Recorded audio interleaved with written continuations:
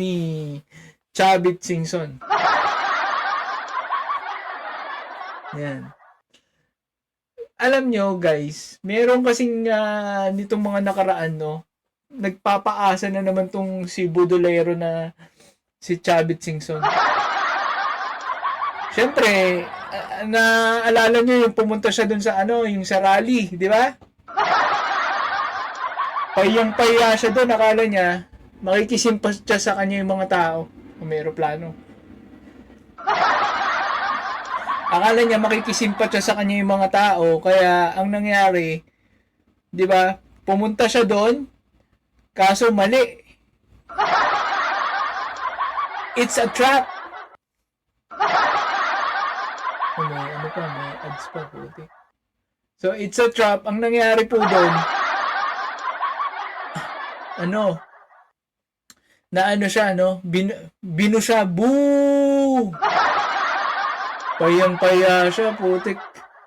Sino ba yung inano pa siya eh, parang kinomentan pa siya ni di ba, ni John Vic Remulla. Isipin mo, tanda-tanda mo na, binubuka pa. Kaya yung sa rally, panoorin kaya natin yun. Masisearch pa ba natin yun dito? Tingnan natin. Dito, nasa Facebook lang naman yun eh. Chavit. Boo Rally. Search natin yun dito eh. Pagtawanan muna natin to. Parang iiyak nga siya nun eh. Ayan. Alright.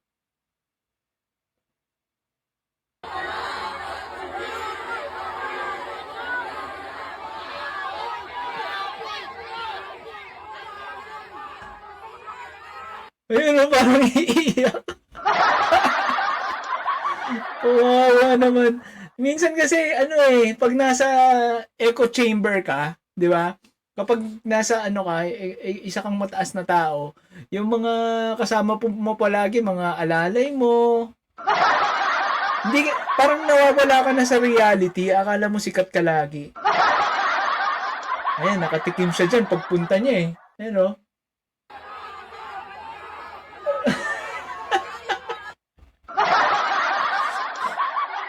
Nakakahiya, oh.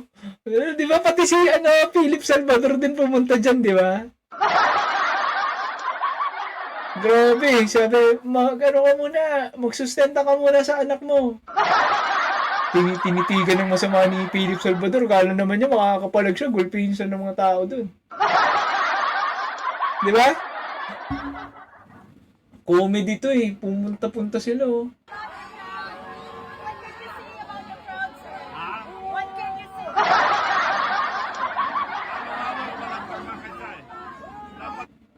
Narinig niyo ba?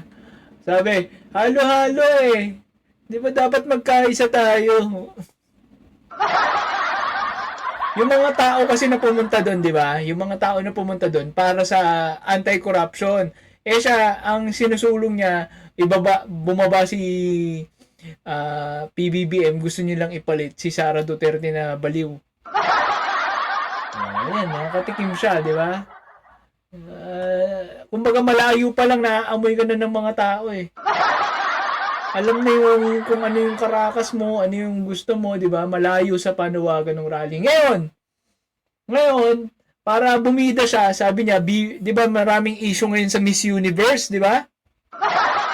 Di ba yung mga nakaraang Miss Universe pageant na pinalabas, parang disappointed yung mga Pilipino.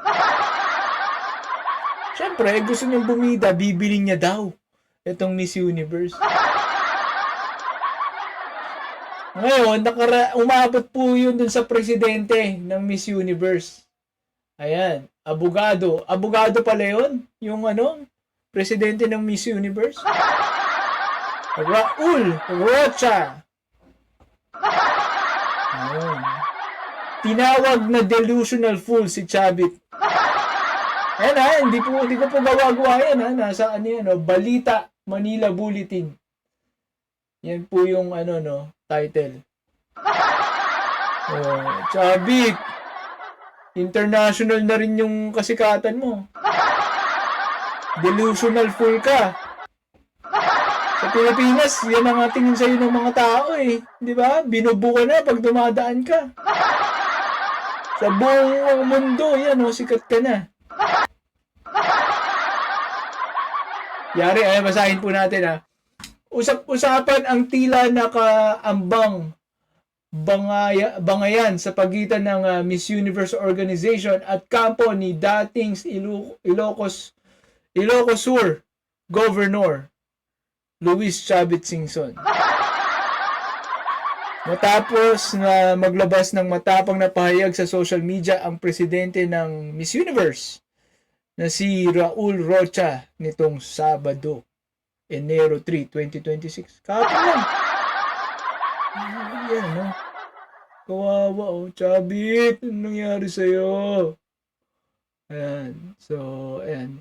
Hindi direktang binanggit ni Rocha sa kanyang Instagram story ang pangalan ni Chavit.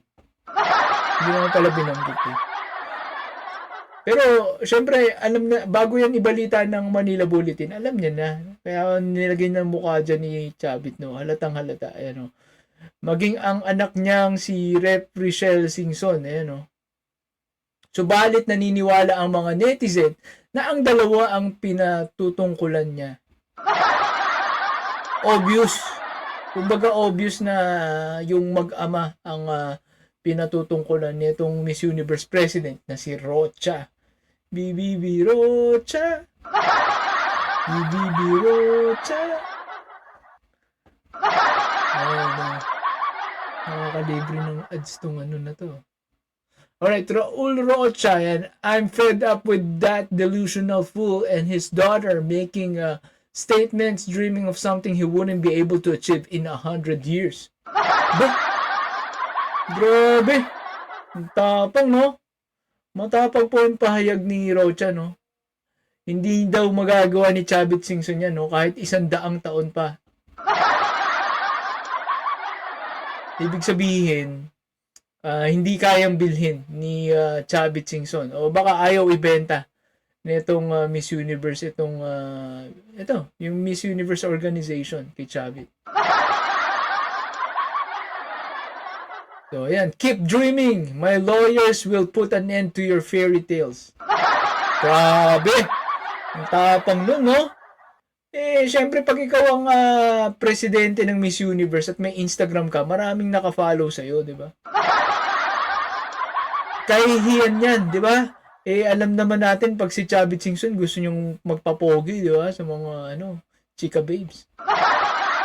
Isipin mo, nabasa lahat yan ng mga Miss Universe contestant, mga dating Miss Universe, pati ni Catriona Lee.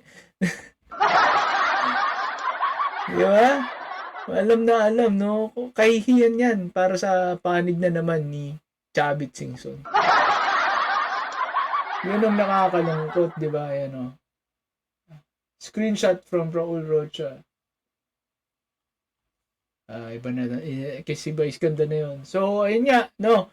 So, kahihiyan para kay Chavit Singson na sinagot po siya, no?